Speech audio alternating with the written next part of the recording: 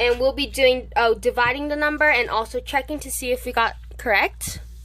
We got more division practices, a mental math and divisions pattern page, and lastly, we got the word problems with pictograph.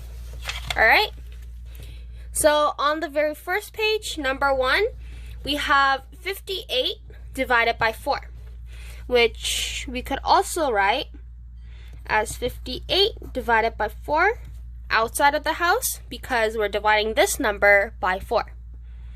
So, first of all, 4 goes inside 5 only once, so add the 1 at the top of the house and divide 5 by 4, which will get 1. Then we just bring the 8 down and we divide 4 by 8. But we don't have a multiple of any number where we could multiply 4 by to get 18. So we'll have to figure this out by multiplying the numbers that we can subtract with this number to get a remain. 4 times 1 we know is 4. 4 times 2 is 8.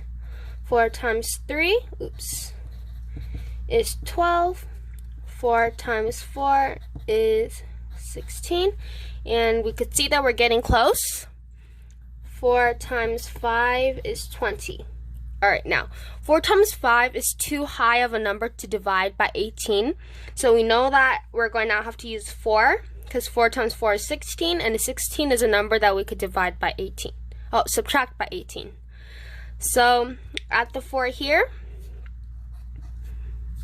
Write the 16 down here. When we subtract this number, 8 subtracted by 6 is 2. 1 minus 1 is 0. And so we have a remainder of 2, but in order to check this answer, we're probably going to have to make a decimal point as our answer, so that we'll have an exact number we can multiply by 4 to check if our answer will get 58.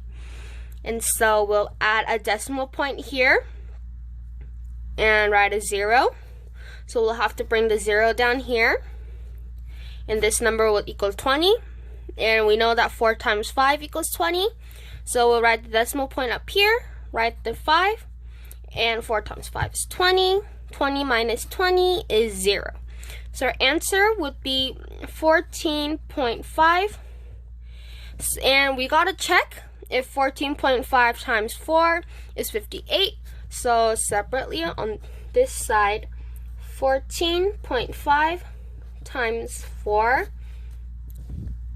is 4 times 5 is 20. 4 times 4 is 16 plus 2. So 16, 17, 18. We got 4 times 1, which is 4. And 4 plus 1 is 5. So we have 580. But we have to add the 0.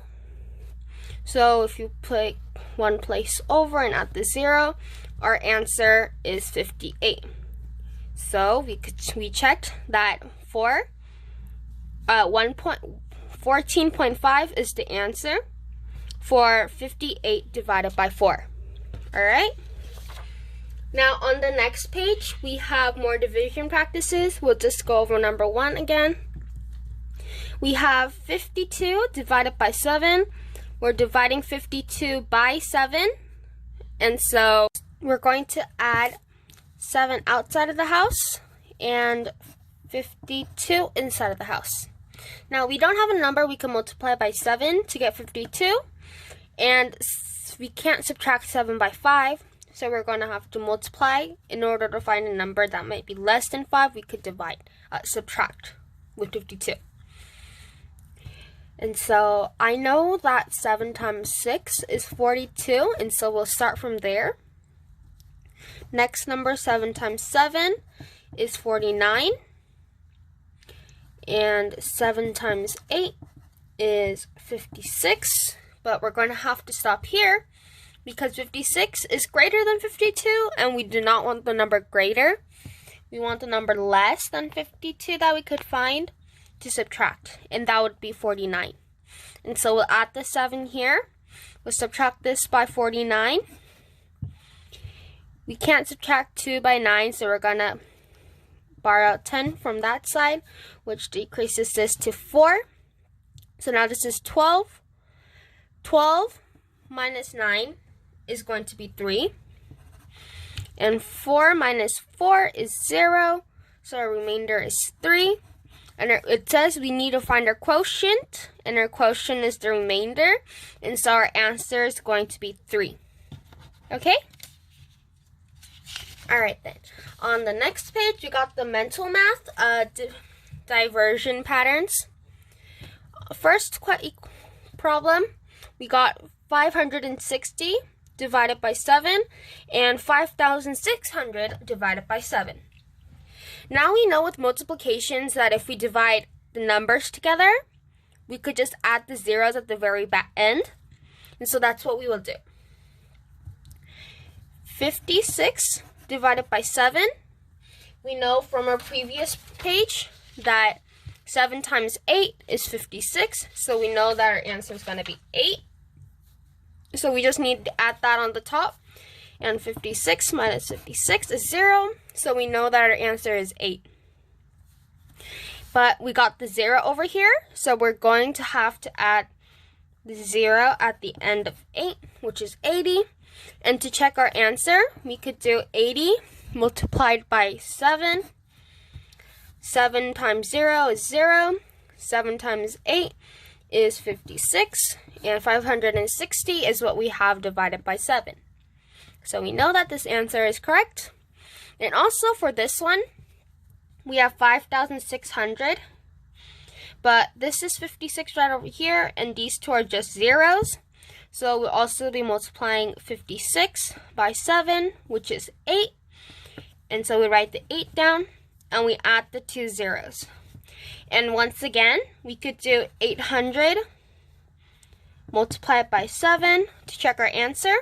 7 times 0 is 0, 7 times 0 is 0, 7 times 8 is 56, and so now we know that 800 is our answer. Our last page, question number 1, we have each can of tennis balls hold 3 balls. How many cans of tennis balls does each shop have? So in our shop, we have tennis balls, and we got 1, 2, 3, 4, 5, 6. We got 6 tennis balls. And it says each can holds 3 balls. So there's 3, 3, and only how many cans of tennis balls does each shop have? There's going to be 1, 2. So answer